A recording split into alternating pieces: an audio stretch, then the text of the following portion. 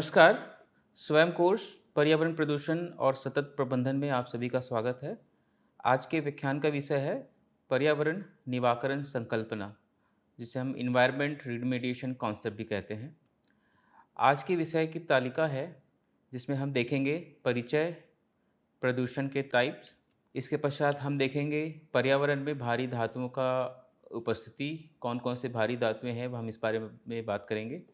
फिर हम देखेंगे जैविक उपचार प्रौद्योगिकियाँ। उसके पश्चात जैविक उपचार, जिसे हम बायोरेमिडिएशन कहते हैं। अनजैविक प्रणाली और सूक्ष्मजीव के बारे में भी हम अध्ययन करेंगे। जैव संवर्धन, जैव उत्तेजना, बायोरिएक्टर, बायोफिल्टर, बायोफिल्ट्रेशन तंत्र, बायोवेंटिंग, जैविक उपचार एंड फाइटोरिमिडिएशन के बारे में हम चर्चा करेंगे। अंत में हम देखेंगे कि भारी धातु से दूषित मिट्टी मिट्टी का उपचार कैसे किया जाता है। इसके पश्चात हम निष्कर्ष में आएंगे। तो आइए शुरू करते हैं आज का विषय। शुरू करने से पहले हम समझ लें कि यह विषय पढ़ने के बाद आपको क्या जानकारी प्राप्त होगी। यह मदद करेगा आपको पर्यावरण निवारण की अवधारणा को समझने में, विभिन्न प्रकार के पर्यावरणीय प्रदूषण को पहचानने में, मानव स्वास्थ्य और पारिस्थितिकी तंत्र व पर्यावरण प्रदूषण के प्रभाव का विश्लेषण करने में, विभिन्न उपचार तकनीक उनकी प्रायोज्यता का मूल्यांकन करने में, उपचार प्रक्रियाओं की चुनौती और सीमाओं की एक महत्वपूर्ण समझ विकसित करने में, भूमिका का अन्वेषण करने में एवं उपचारात्मक दक्षता बढ़ाने में प्रौद्योगिकी का उपयोग कैसे करना है, यह आप समझेंगे। तो आइए शुरू करते हैं आज का विषय। पर्यावरणीय जैविक उपचार, जिसे बायोरेमिडिएशन कहते हैं, यह मिट्टी, भूजल, तलछट जैसे पर्यावरणीय माध्यम से प्रदूषण या प्रदूषक तत्वों को हटाने, उपचार और रोकथाम से संबंधित खतरनाक पदार्थों की सफाई से संबंधित है। यह प्रदूषक प्रदूषक दुर्घटनाओं, नगरपालिका अपशिष्ट, परिवहन के दौरान फैला हुआ अपशिष्ट, अपशिष्ट के निपटान या औद्योगिक सुविधाओं या भंडारण स्थलों में से रिसाव के माध्यम से सीधे पर्यावरण में प्रवेश करते हैं। इन प्रदूषण को ही हम बायोरेमिडिएशन के थ्रू मिट्टी से या पानी से अलग करते हैं।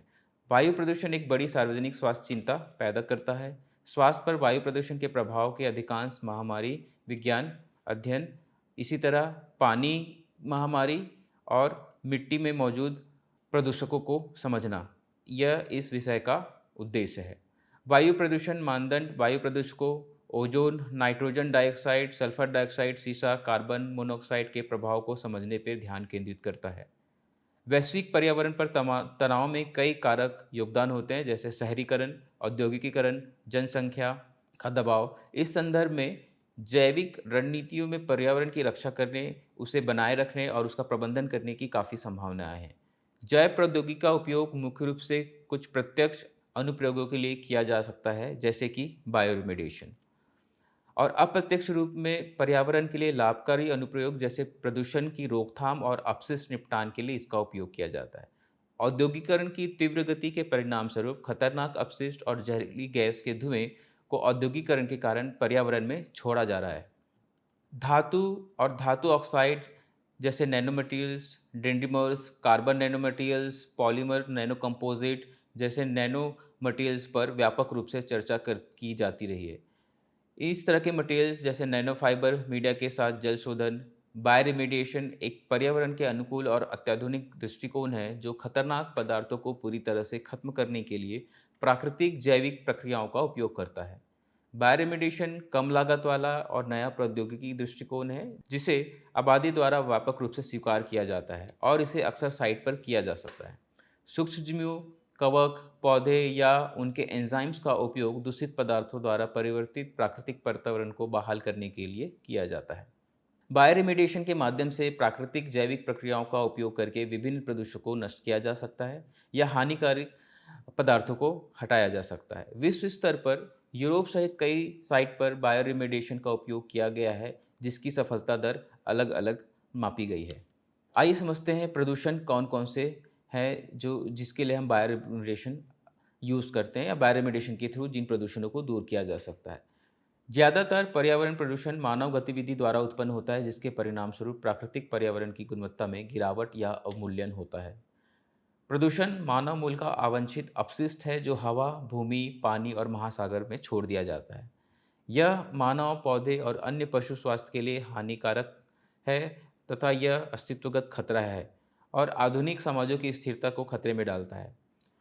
लेसेंट आयोग के अनुसार प्रदूषण 9 मिलियन मौतों के लिए जिम्मेदार माना गया है। जल प्रदूषण, ध्वनि प्रदूषण जैसे मलेरिया, एड्स और तपेदिक से होने वाली मौतों की संख्या से 3 गुना अधिक है। प्रदूषण वातावरण में विषाक्त रसायनों का संचय है जो जानवरों, पौधों, मनुष्यों के लिए हानिकारक हो सकता है। ग्लोबल वार्मिंग और ओजोन परत की कमी के माध्यम से वायु प्रदूषण पृथ्वी पर जीवन को बदल रहा है। वायु के सामान्य गैसीय प्रदूषक जैसे carbon monoxide, sulphur dioxide, nitrogen oxide और वाष्पशील कार्बनिक यौगिक हैं। इन प्रदूषकों को 2 श्रेणी में बांटा गया है जिसे हम प्राथमिक और द्वितीयक प्रदूषक कहते हैं।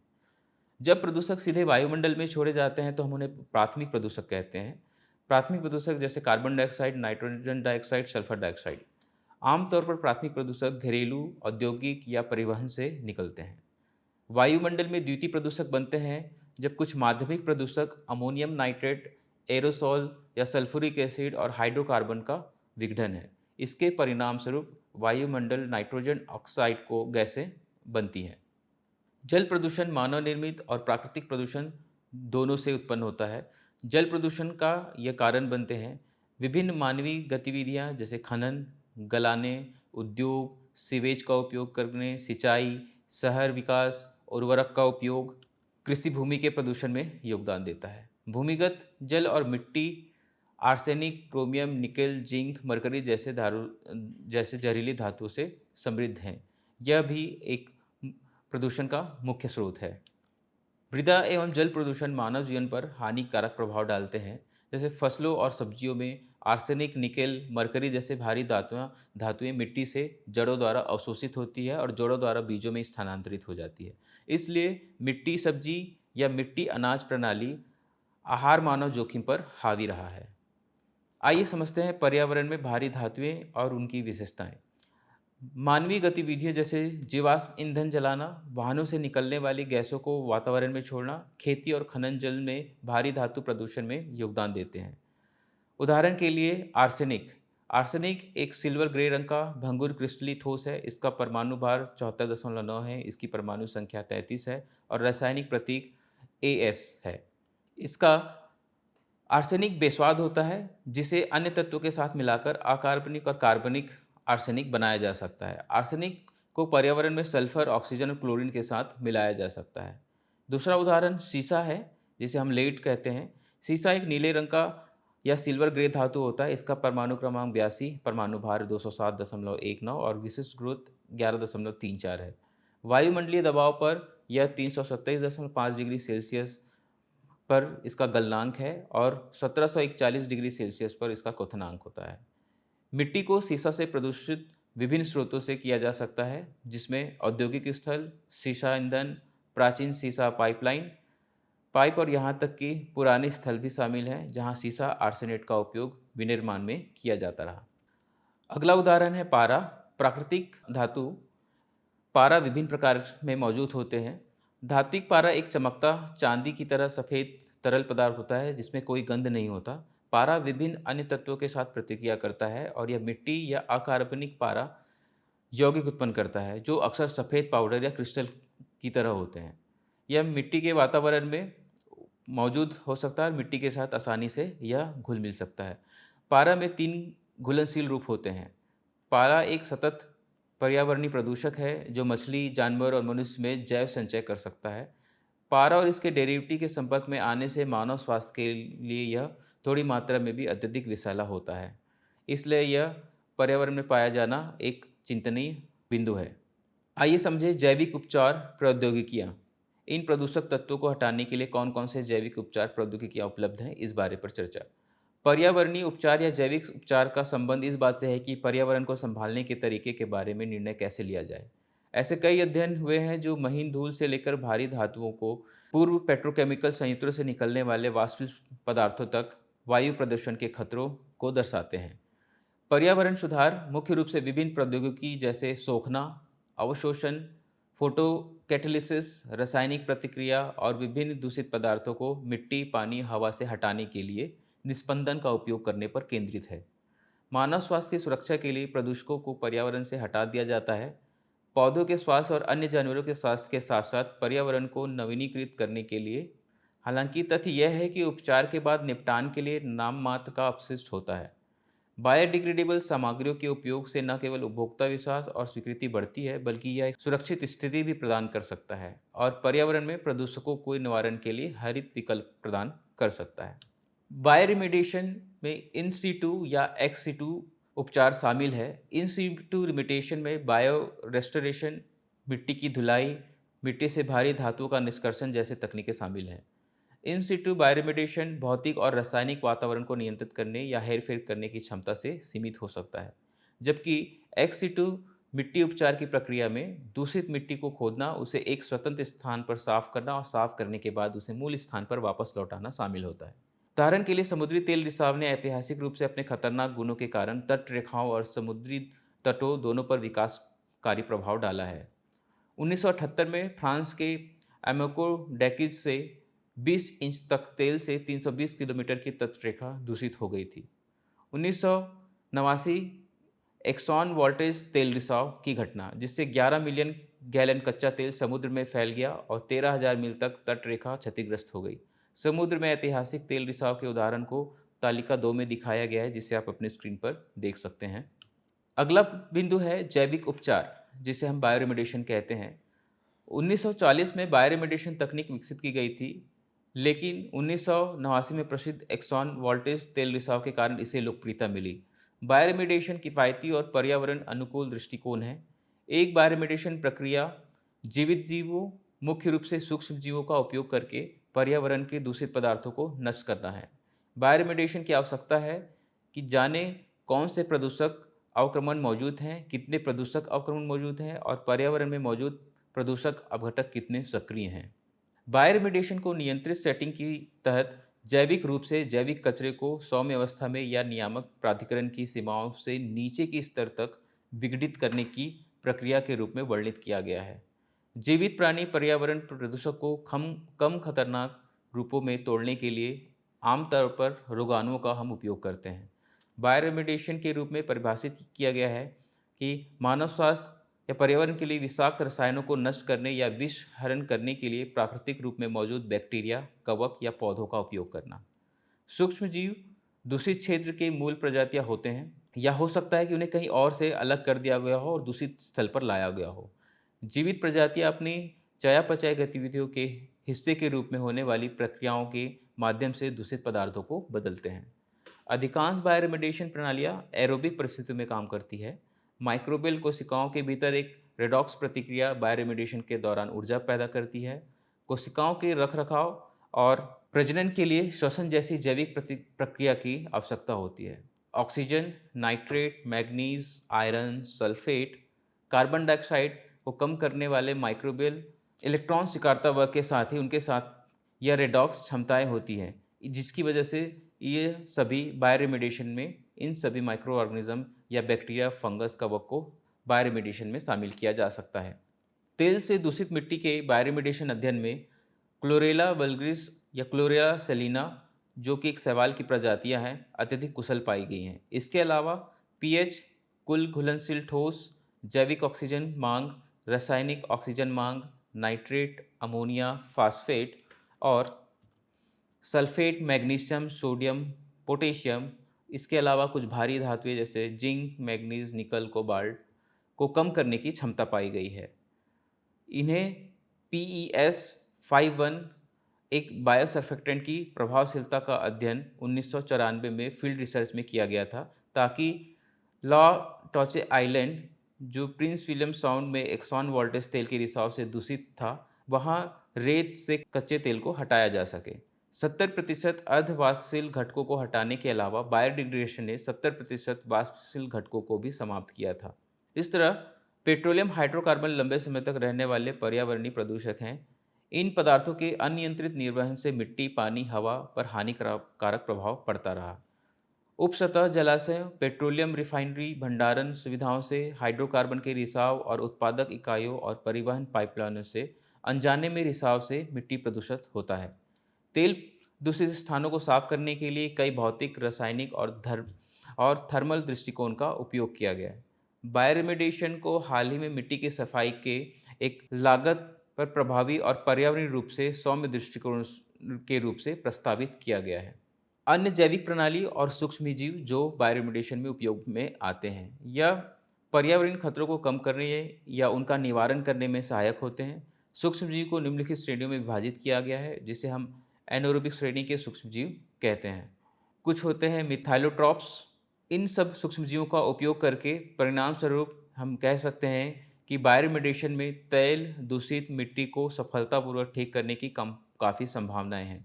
बायोरिमेडिएशन की सफलता 5 सामान्य तंत्रों के कारण हो सकती है, जिसे हम निम्नलिखित वर्गों में बांटते हैं। इसे जैव संवर्धन, जैव उत्तेजना, बायोरिएक्टर, जैव फिल्टर और जैव वेंटिलेशन के तहत हम समझ सकते हैं।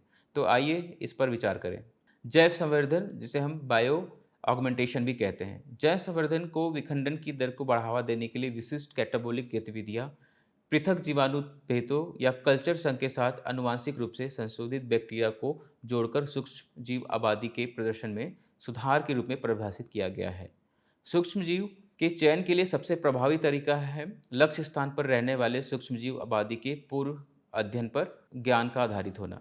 जैव कल्चर के लिए इनोकुलम के रूप में उपयोग किए जाने वाले बायोमास का उत्पादन बायोरिएक्टर्स में किया जाता है। हालांकि साइट पर ऐसी कोशिका वृद्धि का स्थानांतर अक्सर महत्वपूर्ण होता है।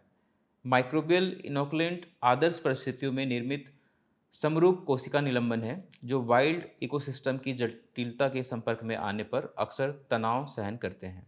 गोल्डस्टीन और अन्य ने अध्ययन में यह पाया है कि कोशिका कल्चर में कार्बनिक प्रदूषकों को नष्ट करने की क्षमता रखने वाले रोगाणु प्राकृतिक प्रणालियों में ऐसा करने में विफल रहे।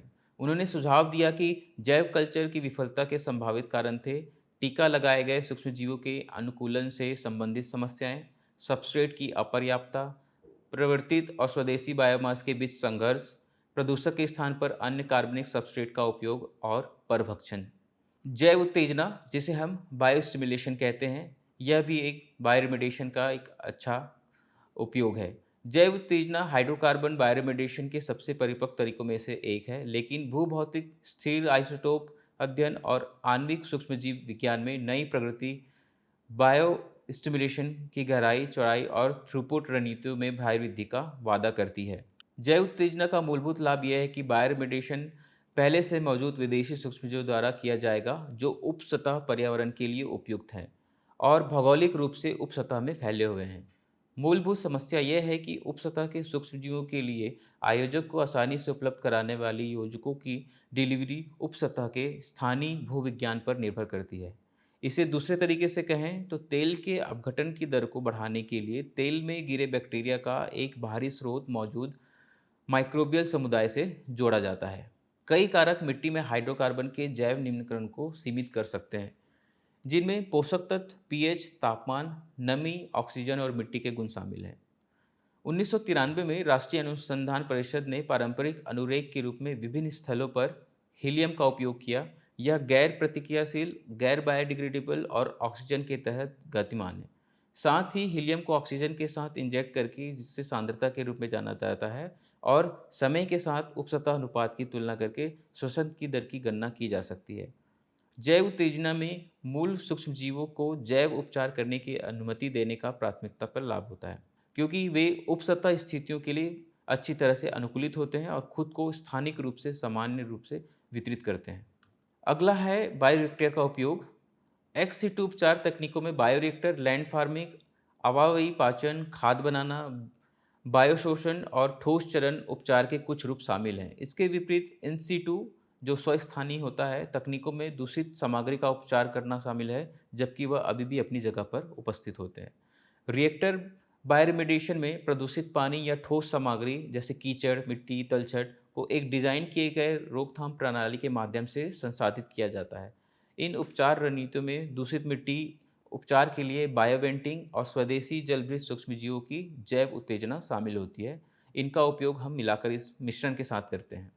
क्षतिग्रस्त या रोगग्रस्त ऊतकों को ठीक करने के लिए सेल आधारित ग्राफ्ट बनाने की इन विवो प्रणाली गंभीर शारीरिक विकलांगताओं के लिए वर्तमान चिकित्सीय रणनीतियों में क्रांतिकारी बदलाव लाना और जीवन की गुणवत्ता में सुधार करने की क्षमता रखती है। बायोरिएक्टर की कई महत्वपूर्ण संपत्ति तालिका 5 में देखी जा सकती है, जो कि प्राचीन समय से यूज होते आ रही है। बायोरिएक्टर को उन उपकरण के रूप में जाना जाता है जिनमें जैव रासायनिक प्रतिक्रियाएं विकसित होती है जो पर्यावरण और परिचालन स्थितियों जैसे दबाव, पीएच, पोषक तत्वों की आपूर्ति, तापमान और अपशिष्ट निष्कासन की बारीकी से निगरानी और नियंत्रण करती है। बायोरिएक्टर का उपयोग औद्योगिक किण्वन, अपशिष्ट जल उपचार, खाद्य प्रसंस्करण, फार्मास्यूटिकल्स उत्पादन, पुनः संयोजक प्रोटीन जैसे एंटीबॉडी, टीके, एंटीबायोटिक्स के प्रसंस्करण में किया जाता है। कोशिकाओं और मचानों पर आधारित 3D ऊतकों के पूर्व विवो इंजीनियरिंग में छिद्रपूर्ण स्कैफोल्ड के सेल सीडिंग, परिणामी निर्माणों में कोशिकाओं के पोषण और उभरते ऊतकों की आंतरिक उत्तेजना जैसी प्रक्रियाओं में बायोरिएक्टर के उपयोग की आवश्यकता होती है। ट्रांसजेनिक पौधे जैव अनुसंश्लेषण के लिए माइक्रोबियल प्रणाली की तरह एक आकर्षक और लागत प्रभावी विकल्प है। जैव प्रौद्योगिकी में प्रगति के कारण अब पौधों के प्रोटीन, हाइड्रोकार्बन और लिपिड का उत्पादन करने के लिए भी बायोरिएक्टर का उपयोग किया जाता है। सभी बायोरिएक्टर बहुत महत्वपूर्ण हैं क्योंकि वे उत्पाद उत्पन्न करते हैं। बायोरिएक्टर बायोप्रोसेस का दिल होता है। कुछ मामलों में बायोरिएक्टर का उपयोग बायोमास का उत्पादन करने के लिए किया जाता है। सबसे बड़ी बायोरिएक्टर डिज़ाइन तकनीकों में से एक है बायोहाइड्रोमेटलर्जिकल रिएक्टर। बायोहाइड्रोमेटलर्जिकल प्रक्रियाओं से जुड़े कुछ पर्यावरणीय खतरे भी हैं। किसी दिए गए उत्पाद के लिए रिएक्टर के बायोहाइड्रोमेटलर्जिकल प्रदर्शन का आकलन करने वाले पैरामीटर कुछ इस प्रकार से हैं, जैसे सूखे खनिज से संबंधित टैंक का आकार, बिजली की आवश्यकता यानी मिश्रण और वातन के लिए शक्ति, रासायनिक यौगिकों के लिए जलीय चरण में माइक्रोफ्लोरा के लिए पोषक तत्व के रूप में पीएच संशोधन के रूप में जोड़ा जाना, संयंत्र की उपस्थिति और पर्यवेक्षण।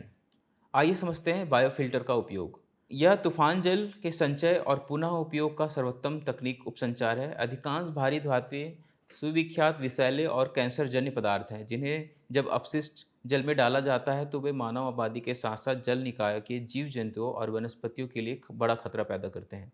पेट्रोलियम सफाई परियोजना से वाष्पशील कार्बनिक यौगिक के उत्सर्जन को विनियमित करना, दानेदार सक्रिय कार्बन फिल्टर बैकअप इकाइयों के साथ बायोफिल्टर पारंपरिक जीएसी फिल्टर और उत्प्रेरक इकाइयों से बेहतर प्रदर्शन करती है।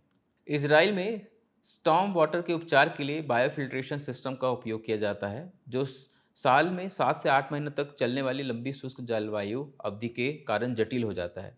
मानव समाज में महत्वपूर्ण परिवर्तन के परिणामस्वरूप भारी शहरीकरण हुआ है जिसके परिणामस्वरूप जनसंख्या ग्रामीण से शहरी क्षेत्रों में स्थानांतरित हो रही है। एक छिद्रपूर्ण माध्यम से स्थिर सूक्ष्मजीव जिनका उपयोग अपशिष्ट जलधारा में मौजूद प्रदूषकों को तोड़ने के लिए बायोफिल्ट्रेशन प्रक्रिया में किया जाता है। सूक्ष्मजीव माध्यम की सतह पर एक बायोफिल्म बनाते हैं। यह माध्यम के कणों के आसपास जल चरण में निलंबित होते हैं। बायोरेमेडिएशन के अनुप्रयोग के लिए माइक्रोबियल विकास और गिरावट को तेजी से करने के लिए पर्यावरणीय डोमेन में हेरफेर की आवश्यकता होती है। बायोरेमेडिएशन केवल कुछ पर्यावरणीय परिस्थितियों में ही प्रभावी होता है।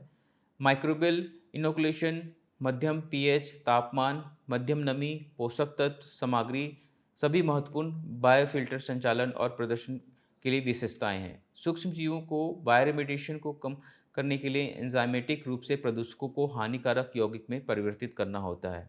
जैविक क्षरण का उपयोग भौतिक तनाव के बजाय बायोडिग्रेडेबल प्रदूषकों को हटाने के लिए किया जाता है जैसा कि नियमित फिल्टर में होता है। बायोफिल्टर बैक्टीरिया, कवक, शैवाल, प्रोटोजोआ जैसे सूक्ष्मजीव का उपयोग करके निस्पंदन प्रक्रिया की प्रकृति करता है। यह सूक्ष्मजीव धीरे धीरे मीडिया की सतह पर विकसित होते हैं, एक पतली परत या जैविक फिल्म बनाते हैं जिसे हम बायोफिल्म कहते हैं। लेकिन बायोफिल्टर माइक्रोबियल गतिविधियों पर आधारित होता है। सबस्ट्रेट एक निरंतर स्रोत है। बायोफिल्टर का निष्कासन दक्षता कुछ मापदंडों द्वारा संचालित होती है जैसे पीएच, तापमान, ऑक्सीजन की उपलब्धता, विषाक्त प्रदूषकों की प्रारंभिक सांद्रता। हालांकि निष्कासन दक्षता को फिल्टर मीडिया के रसायन में संशोधन या सूक्ष्म जीवों के आनुवंशिक संशोधन द्वारा बेहतर बनाया जा सकता है। अगला है बायोफिल्ट्रेशन तंत्र। आइए समझते हैं कि बायोफिल्ट्रेशन तंत्र काम कैसे करता है। बायोफिल्ट्रेशन में एक छिद्रपूर्ण माध्यम होता है जो पानी और सूक्ष्म जीवों से ढका होता है। प्रदूषक पानी में कार्बनिक यौगिक के साथ जटिल हो सकते हैं और सहायक माध्यम द्वारा अवशोषित किए जाते हैं। बायो ट्रांसफॉर्मेशन के दौरान संदूषक बायोमास, चयापचय उत्पादक कार्बन डाइऑक्साइड और पानी में परिवर्तित हो जाते हैं। 3 प्राथमिक जैविक तंत्र जो बायोफिल्टर में हो सकते हैं वो इस प्रकार हैं। पहला, सूक्ष्मजीवों का जुड़ाव। दूसरा, सूक्ष्मजीवों का विकास। तीसरा, सूक्ष्मजीवों का क्षय और पृथक्कीकरण। अगला है बायोवेंटिंग प्रक्रिया। बायोवेंटिंग लागत प्रभावी तरीके से विडोज क्षेत्र की मिट्टी और भूजल तालिका से हल्के और मध्यम आशुत हाइड्रोकार्बन को हटाने के लिए मिट्टी को बाहर निकालने और उन्नत बायोरिमेडिएशन की क्षमताओं को जोड़ती है। बायोवेंटिंग प्रणाली मृदा वेंटिंग के भौतिक गुणों को बढ़ी हुई बायोडिग्रेडेशन की गिरावट क्षमता के साथ जोड़ती है। मृदा वाष्प निष्कर्षण विधियों का उपयोग ऑक्सीजन को उपसतह में स्थानांतरित करने के लिए किया जाता है, जहां स्वदेशी जीवों को एरोबिक रूप से ईंधन घटकों को चयापचय करने के लिए प्रेरित करते हैं। ऑक्सीजन स्थानांतरण और उपयोग दक्षता को अनुकूलित करने के लिए बायोवेंटिंग सिस्टम विकसित और संचालित किए गए हैं, और वे मानक एसवीई सिस्टम की तुलना में काफ़ी कम प्रवाह दर और काफ़ी अलग कॉन्फ़िगरेशन में काम करते हैं। बायोवेंटिंग सिस्टम के अनुप्रयोग और डिज़ाइन पारंपरिक एसवी सिस्टम से विपरीत होते हैं, और बायोवेंटिंग सिस्टम डिज़ाइन मूल्यांकन के दो मुख्य कारक अर्थात इन सीटू माइक्रोबियल गतिविधि और वायु परगम्यता मूल्यांकन पर प्रकाश डाला गया है। तो आइए समझते हैं बायोवेंटिंग सिस्टम कैसे काम करता है। शब्द बायोवेंटिंग ऐसी प्रक्रिया को संदर्भित करता है जो कार्बनिक संदेशों को यथास्थान विघटित करने के लिए उत्तेजित करने के उद्देश्य से उपसतह तक ऑक्सीजन पहुंचाने के लिए वायु माध्यम का उपयोग करते हैं। इन सिटु उपचार में सबसे आम है बायोवेटिंग, जिसमें देसी बैक्टीरिया को बढ़ाने के लिए प्रोत्साहित करने के लिए दूषित मिट्टी में कुओं के माध्यम से पोषक तत्वों की भरपाई करना शामिल है। बायोवेटिंग एक संकर भौतिक या जैविक प्रक्रिया है। बायोवेटिंग वायुमंडल में वाष्पीकरण और प्रदूषक निर्वहन को कम करते हुए बायोडिग्रेडेशन के लिए केवल आवश्यक ऑक्सीजन की मात्रा देने के लिए कम वायु प्रवाह दर का उपयोग करता है। यह ऑक्सीजन के हस्तांतरण के लिए मिट्टी वेटिंग सिस्टम का उपयोग करता है, जबकि दूषित पदार्थों को अलग करने पर नहीं, बल्कि C2 एरोबिक दूषित बायोडिग्रेडेशन पर ध्यान केंद्रित करता है। विल्सन और वॉल ने 1988 में उप सतह पर ऑक्सीजन स्थानांतरण के लिए मिट्टी के वैक्यूम निष्कर्षण का प्रस्ताव रखा, यह देखते हुए कि मिट्टी से वाष्पित पदार्थों को हटाने के लिए विकसित प्रौद्योगिकियों का उपयोग ऑक्सीजन परिवहन के लिए भी किया जा सकता है। बायोवेटिंग विधियाँ पारंपरिक मृदा वैक्यूम निष्कर्षण प्रणालियों के समान हार्डवेयर के साथ बनाई जाती है, जिसमें ऊर्ध्वाधर कुएं या पार्श्व खाइयाँ, पाइप नेटवर्क और गैस निष्कर्षण के लिए ब्लोअर या वैक्यूम पंप शामिल होता है। हालांकि वे अपने विन्यास और डिज़ाइन के और संचालन के दर्शन में पारंपरिक प्रणालियों से काफ़ी भिन्न होते हैं। आइए समझें जैविक उपचार। जैविक उपचार में फाइटोरिमिडिएशन शामिल है। फाइटोरिमिडिएशन विषाक्त पदार्थों की मरम्मत या अवशोषण, दूषित पदार्थों को साफ करने या उनके जोखिम को कम करने या समाप्त करने के लिए जीवित हरे पौधों का उपयोग करना है। फाइटोरिमिडिएशन के 3 प्रमुख प्रकार हैं। इसे फाइटो स्टेबलाइजेशन, फाइटो वेटलाइजेशन और फाइटो एक्सट्रैक्शन कहते हैं। फाइटो स्टेबलाइजेशन में पौधों द्वारा भारी धातु को सोखना, अवक्षेपित करना, जड़ में कमी करना, इस प्रकार उनके प्रवासन और जैव उपलब्धता को कम करना और उन्हें भूजल और खाद्य श्रृंखला में स्थानांतरित होने से रोकना है। फाइटोवेल्टाइजेशन भारी धातु को अस्थिर रूप में परिवर्तित करने या जड़ों द्वारा जारी अपशिष्ट पदार्थों का उपयोग करके धातु को सोखने और उन्हें गैसीय सामग्री में परिवर्तित करने की प्रक्रिया है। पारा सबसे अधिक शोषित भारी धातु है। पारे को अवशोषित करने और विष हरण के पौधे की क्षमता की जांच करना ही फाइटोरिमिडिएशन है। फाइटोरिमिडिएशन को प्रभावित करने वाले कुछ जैविक प्रक्रियाएं कुछ इस प्रकार हैं। फाइटोरिमिडिएशन प्रदूषक को हटा तो देता है, लेकिन कई घटनाओं में अंतर्निहित जैविक तंत्र काफ़ी हद तक अपचरित रहते हैं। फाइटोरिमिडिएशन में शामिल जैविक प्रक्रियाओं को उनकी क्षमता बढ़ाने के लिए बेहतर ढंग से समझना चाहिए। इनमें पादप रोगाणु और अन्य राइजोस्फीयर संचालन, पादप ग्रहण, स्थानांतरण प्रक्रियाएं, सहनशील तंत्र और पादप चैलेटर शामिल है, जिनका उपयोग भंडारण और परिवहन के लिए किया जाता है। फाइटोरिमिडिएशन के दौरान प्रदूषक पौधों में और उनके भीतर प्रवाहित होते हैं। जब प्रदूषक जड़ सिम्प्लास में प्रवेश करते हैं और या तो जड़ कोशिकाओं में एकत्र हो जाते हैं या वाष्पोत्सर्जन धारा में मृत जाइलम के माध्यम से सूट में निर्यात और अनुवादित होते हैं, तो पौधे झिल्ली ट्रांसपोर्टर शामिल हो सकते हैं। आइए समझते हैं फाइटोरिमिडिएशन के कारक। कई कारक फाइटोरिमिडिएशन कार्यान्वयन की सफलता को प्रभावित करते हैं। एक पहलू जो प्रभाव डालता है वो हो सकता है रोगाणुओं और पौधों के बीच पोषक तत्वों के अतिरिक्त स्रोत के रूप में उर्वरक का उपयोग, न केवल पौधे के विकास को प्रोत्साहित करने और माइक्रोबियल आबादी को अधिकतम करने के लिए, बल्कि अति निषेचन से बचाने के लिए भी, जो पर्यावरण और मिट्टी की लवणता संतुलन के लिए हानिकारक हो सकता है। दूषित स्थल को इष्टतम रूप से उर्वरित किया जाना चाहिए। इन स्थितियों के कारण अधिकतम तेल टूटने के लिए आवश्यक उर्वरक की इष्टतम मात्रा के बारे में कुछ अनिश्चितता होती है। फाइटोरिमिडिएशन फील्ड ट्रायल ने तेल संदूषकों के उन्मूलन में भी एक प्रभावित प्रदर्शन किया है। 400 मीटर की गहराई पर विलो स्टैंड का उपयोग खनिज तेल दूषित तलछट पर फाइटोरिमिडिएशन करने के लिए किया गया था। बदले में पौधों की सहनशीलता एवं एंजाइम की संख्या से सीमित हो सकती है, जो प्रदूषकों को संशोधित, निम्नीकृत या चैलेट करते हैं। साथ ही सामान्य एंटीऑक्सीडेंट एंजाइम भी। प्रयोगशाला पैमाने की जांच में भौतिक, रासायनिक, सूक्ष्मजीव विज्ञान और जैव भू रासायनिक मापदंडों को मैंग्रोव स्थल में पाए जाने वाली परिस्थितियों में आयोजित किया गया था। इस 90 दिनों के कार्य में फाइटोरिमिडेशन के बाद यह पाया गया कि ए स्कैरियाना का उपयोग तेल को हटाने में सहायता करता है। माइक्रोबियल कंस्ट्रक्शन में वृद्धि के कारण 87% तक इसे हटाने की दक्षता प्राप्त हुई थी। तो आइए समझते हैं आज के विषय का निष्कर्ष। हमने इस तथ्य को स्पष्ट किया है कि मिट्टी में पेट्रोलियम हाइड्रोकार्बन जैव निम्नीकरण माइक्रोबियल चयापचय के साथ प्राप्त किया जा सकता है। यह अध्ययन विभिन्न मृदा उपचार दृष्टिकोणों की प्रभावशीलता का आकलन करने के लिए आयोजित किया गया था। ताजे पानी की आपूर्ति में कमी के कारण भारी धातु, मानव स्वास्थ्य, पारिस्थितिकी तंत्र के विनाश, पानी की कमी, समुद्री घुसपैठ और भूमि धंसने जैसे प्रमुख समस्याओं का कारण बनती है। कार्बनिक और अकार्बनिक संदूषणों के साथ साथ भारी धातु वाले लैंडफिल लीचेट्स से क्षतिग्रस्त मिट्टी के उपचार के लिए मिट्टी की धुलाई एक प्रभावी तरीका है। सामान्य गतिविधियों में न्यूनतम व्यवधान के साथ बायोरिमेडिएशन अक्सर साइट पर ही किया जाता है। इससे साइट से बड़ी मात्रा में कचरा स्थानांतरित करने की आवश्यकता भी दूर हो जाती है। साथ ही पारगमन के दौरान पर्यावरण और मानव स्वास्थ्य के लिए संभावित खतरे से भी दूर हो जाते हैं। पर्यावरण और स्वास्थ्य पर प्रदूषकों के प्रभाव के बारे में बढ़ती जागरूकता के साथ साथ संबंधित खतरों का अनुमान लगाने के लिए स्थानिक सांख्यिकीय उपकरणों में सुधार के कारण हाल ही में पर्यावरणीय सुधार पर बहुत अधिक ध्यान दिया गया है। फाइटोरिमिडिएशन तकनीक मिट्टी और भूजल से भारी धातुएं जैसे cadmium, chromium, zinc, mercury, iron, arsenic और लेड को हटा देती है। तो यह था आज के विषय के बारे में। इससे आने वाले विषय में आप पढ़ेंगे सतत कृषि और पर्यावरण निवारण।